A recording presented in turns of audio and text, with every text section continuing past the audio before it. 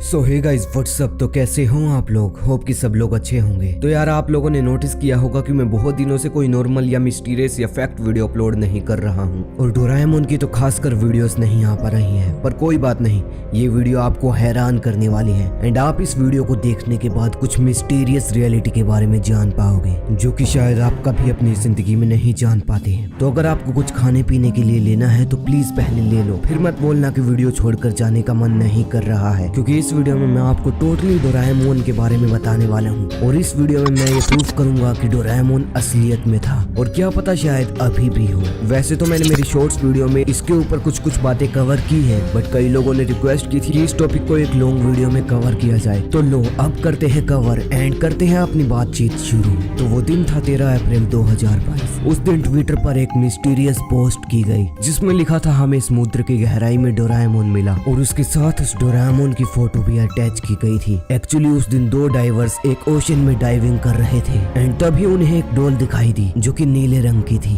And वो लोग उसके पास गए और उन्होंने देखा कि वो डॉल डोरेमोन की है। एंड उन्होंने सोचा कि इस डॉल को किसी बच्चे ने गलती से पानी में गिरा दिया होगा और ये पानी के बहाव से यहाँ पर आ गई। लेकिन उन्होंने देखा कि वो डॉल थोड़ी भारी थी एंड पूरी तरह से मेटल जैसे मटेरियल से बनी थी। तो उन्हें कुछ शक हुआ कि आखिर ये डॉल इतनी भारी क्यों है, और तुरंत उन्होंने अपनी क्रू से कांटेक्ट किया एंड कहा कि हमें एक डॉल जैसी चीज यहाँ समुद्र में गड़ी हुई मिली है एंड ये बहुत ज्यादा भारी है, क्या हमें इसे बाहर निकाल कर देखना चाहिए कि ऐसा क्या है इसमें। एंड उन्हें ऑर्डर मिला कि डॉल को बाहर निकाल कर जापान की सबसे बेस्ट लेबोरेटरी में भेजा जाएगा। एंड वैसा ही किया गया, उस डॉल को बाहर निकाल कर जापान की सबसे बेस्ट लेबोरेटरी में भेजा गया। एंड कुछ दिनों के बाद पता लगाया गया कि जिसे वो लोग डॉल समझ रहे थे वो डॉल नहीं बल्कि असलियत में एक रोबोट था। लेकिन रिसर्च में एक मिस्टीरियस चीज पाई गई कि उस डोरेमोन रोबोट को आज से 450 साल पहले बनाया गया था। इस केस में सवाल ये पैदा होता है कि आज से 450 साल पहले कौन था जिसे ये रोबोट बनाने आते थे।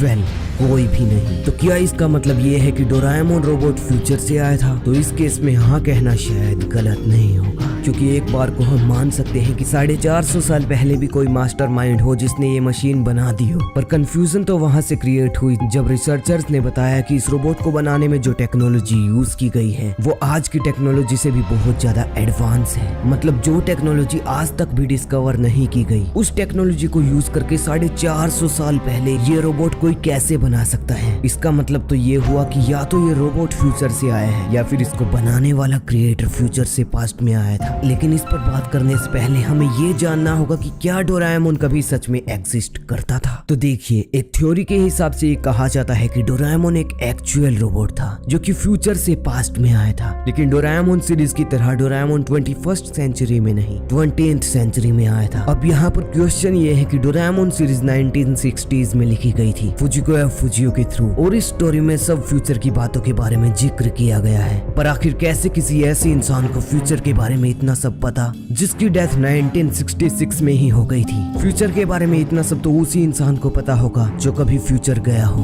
तो क्या इससे मेरा मतलब ये है कि फुजिको फुजियो ने कभी टाइम ट्रेवल किया था? Well, let's find out. तो फुजिको फुजियो ने अपने एक इंटरव्यू में ये बताया था कि उन्होंने शिजुका कैरेक्टर को डिजाइन किया था अपनी वाइफ को इमेजिन करके, और ये भी बताया था कि मैं बचपन में नोबिता की तरह बहुत ज्यादा नालायक था। मतलब उन्होंने खुद को इमेजिन करके नोबिता को बनाया होगा। और उन्होंने अपने इंटरव्यू में एक ऐसी रहस्यमय बात कह दी जिसे सुनकर तो पूरी दुनिया सोच में पड़ गई। उन्होंने कहा कि मेरे बचपन में मैं चाहता था कि मेरे पास एक ऐसी मशीन हो जो मेरी हर चीज में मेरी मदद करे, मुझे ऐसी चीजें दे जिससे मेरी जिंदगी आसान बन जाए। मतलब वो अपने बचपन में डोरेमोन को भी इमेजिन करते थे। पर गाइस, इसके बाद के रहस्य तो कुछ ऐसे हैं जिससे ये साबित होता है कि फुजिको या फुजियो के पास बचपन में डोरेमोन एक्चुअल में था। फुजिको फुजियो ने बताया है कि डोरेमोन सीरीज में उन्होंने ज्यादातर कैरेक्टर्स अपनी लाइफ से रिलेट किए हैं, पर उन्होंने ये भी कहा था कि मैं यानी फुजिको फुजियो बचपन से ही एक लड़की को बहुत प्यार करता था जो कि आगे चलकर उनकी वाइफ बनी। तो यही चीज हमें सेम डोरेमोन सीरीज में नोबिता के साथ देखने को मिली। नोबिता शिजुका को पसंद करता था और आगे जाकर उससे शादी भी कर ली, पर नोबिता पढ़ाई में नालायक था जिसकी मदद डोरेमोन नाम की एक रोबोट ने फ्यूचर से आकर की।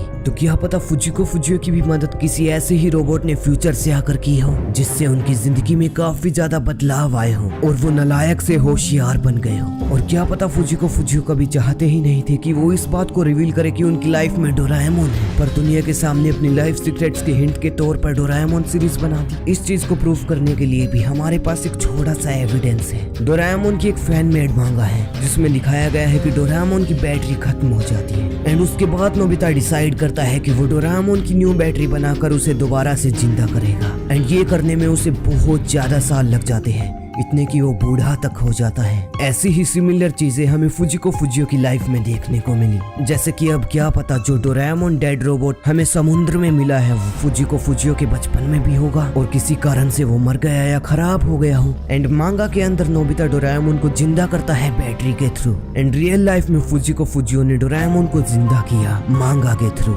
सच में यार ये केस बहुत ही ज्यादा क्रीपी है। आपका इस केस के बारे में क्या कहना है? क्या डोरेमोन असलियत में था, और था तो वो फुजिको फुजियो की लाइफ में था या नहीं? कमेंट्स करके जरूर बताना। एंड वीडियो में एट द एंड मेरी रिक्वेस्ट है कि वीडियो को लाइक कर देना एंड चैनल पर न्यू हो तो सब्सक्राइब कर देना, क्योंकि मैं ऐसी ही रहस्यमयी और दिमाग को चकरा देने वाली, हिला देने वाली वीडियोस लाता रहता हूँ। फिलहाल मैं चलता हूँ और मिलता हूँ आप लोगों से किसी और दिन किसी और वीडियो में। तब तक के लिए गुड बाय।